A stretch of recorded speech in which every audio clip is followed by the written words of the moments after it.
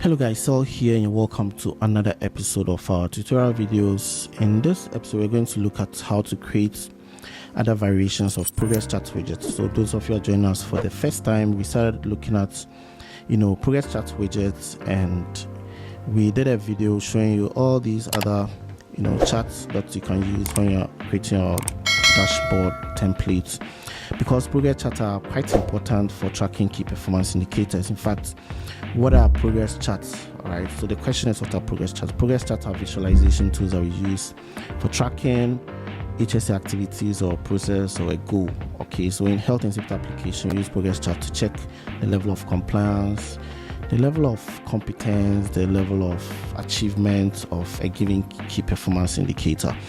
Okay, so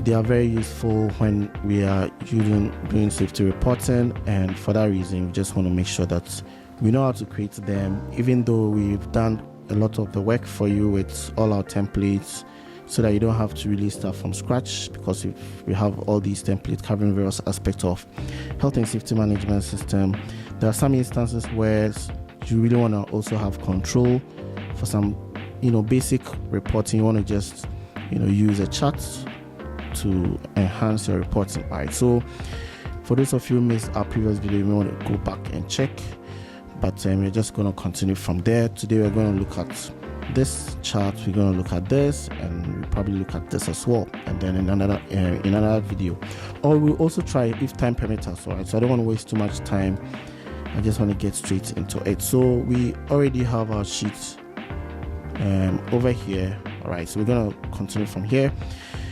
In our previous video, we established the fact that using an Excel table is the best, because it makes the database a bit dynamic, in a sense that you can easily insert a total row within the Excel table, and that helps to ensure that the calculation is always based on the subtotal. All right, so if you select any time frame, whether each month or cumulative month, you're going to get a cumulative figure. All right, so when it comes to creating dashboard, we always have our calculation, and the calculation is look at the targets, the percentage completion, or the score for the KPI, and the remainder. And these are the data points that we use for creating the progress chart. So as you can see, when you click on it, you're going to have these data points, and we also do similar to this. And when we notice that we are getting negative, because you can exceed the percentage of 100, and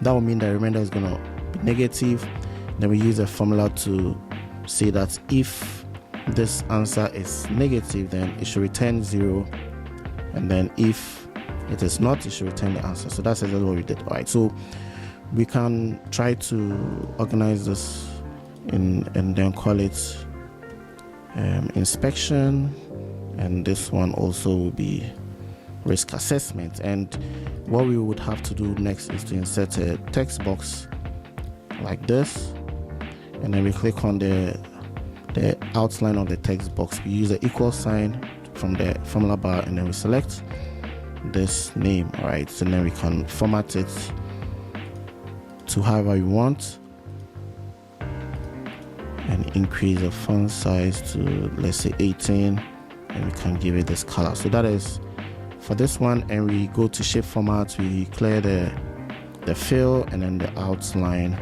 so it looks like this. We can copy this and paste over here, and then we also use the equal sign again to select this one, and then we can copy the formatting using the paintbrush, paste it over here, and then we add this to the chart. Now take note that we can group the chart. That's exactly what we did the last time we grouped the chart. So we can separate it again, group this to this, group this to this, and we have two different charts. Okay, we can combine the two. So when we're creating dashboard, usually these are the elements that we put together and we group them, and then they look very nice. So once we have grouped them, in order to keep the shape consistent, because once you click this, it's gonna shrink. All right, so in order to keep the shape consistent, we just change the properties, and we come to don't move or size with the cell. So once we do that, we can So that is exactly what we did, and that is similar to the template that we created. If I'm to go back, all right, so that's similar to this very template. Okay, we only added this for us to keep moving to the next sheet. Okay, so we're going to do similar to this as well. We're going to create this and then we're going to create that. All right, so let's go back to this sheet now. Take note that the table with the charts are all together, and we want to make sure that all our database, the calculation and the charts are all within the same sheet. So what we're going to do next is we're going to create another copy of the sheet. So to create a copy of the sheet, just right click, go to move or copy, select move to the end and create a copy. All right, so we have created a copy of the sheet. Now let's call this one donut chart 1, right? Or let's say progress chart 1. Progress chart 1. And then this one is going to be progress chart 2, right?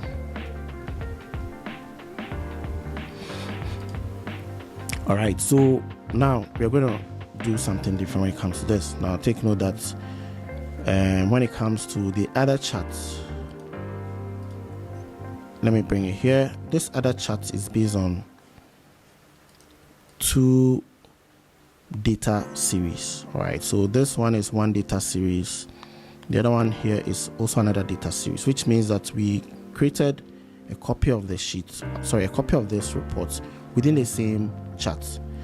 We introduce another version of it within the same chart, as opposed to this one that is just 1 data series. This one is also 1 data series. Okay, so what we are going to do is that we're just going to go here. Let's ungroup our chart, and we copy this. We do Control C and Control V. We paste over it. We do the same thing to this. Control C, Control V. We paste over it.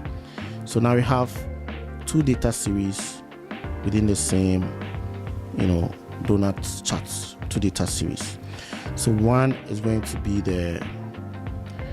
this one is going to be, okay, let's look at the chart again. Okay, so the progress chart, the real one is outside, and then the remainder is within. All right, so we did the same thing. So the real one is outside, the remainder is within. So what we're going to do is that we'll double click on this portion, which will give us access to these data points. Okay, that is the 89%. We go to format data point, and we're going to make it no fill. We would also get rid of the shadow, because the other one we introduced a shadow, right? And then we are going to double click on this very data point, and then we introduce the fill. Okay, and did we introduce a shadow on that? Let me have a look. There was no shadow on that, and there's no shadow on this as well. So what we're going to do is we're just going to get rid of the shadow. Okay, so no shadow for this and no shadow for that. And then when it comes to this side, we also make it a no fill. Okay, so as you can see, we've replicated the chart, and this section, this data point, you can increase the percentage to 90% to make it a little bit faint. Okay, we do the same thing for this. We double click on this, the one within. We remove the fill to no fill.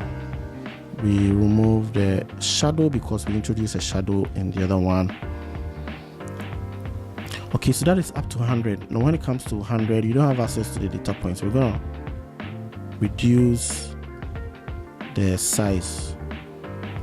We're gonna reduce the score, right? So once we reduce the score, then we have access to all the data points. So we can try to remove the shadow.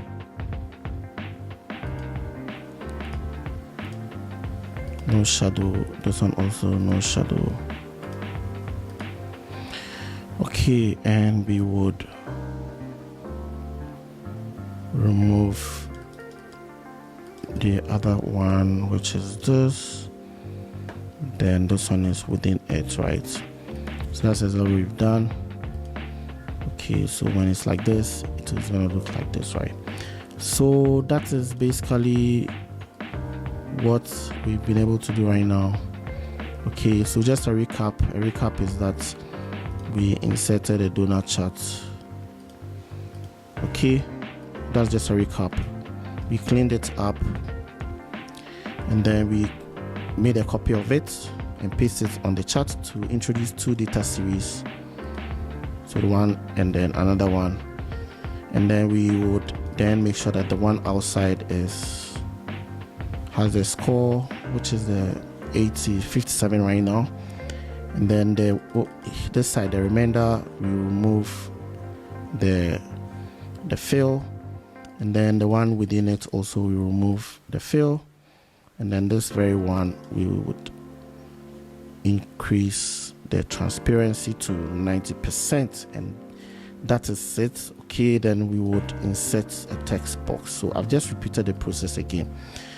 Okay, we insert a text box, we remove the shape, fill, and then the outline. We use an equal sign to select the percentage, and then we can format the score. All right, so in formatting the score, we can copy this formatting and paste over it.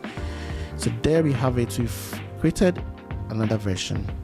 Okay, so that's 59%, right? So take note that because we created a copy of this, this is referencing the other sheet, so we want to make sure that it references, this very sheet. So we do that again to this. Okay. Then we can copy this format, paste it there. Oops. All right, so it has grouped. That's how it didn't allow me to have access to the very one. Okay, so we are doing this. We copy this shift fill and paste it over it. Let's ungroup this. We copy the shift fill and paste it on it. All right, so I'll just delete this one because it's the same as this one, and we now take our time to group them again, and then we will do that for this also, and then we make sure that they are properly aligned. So align it center, and then we can group it. We go to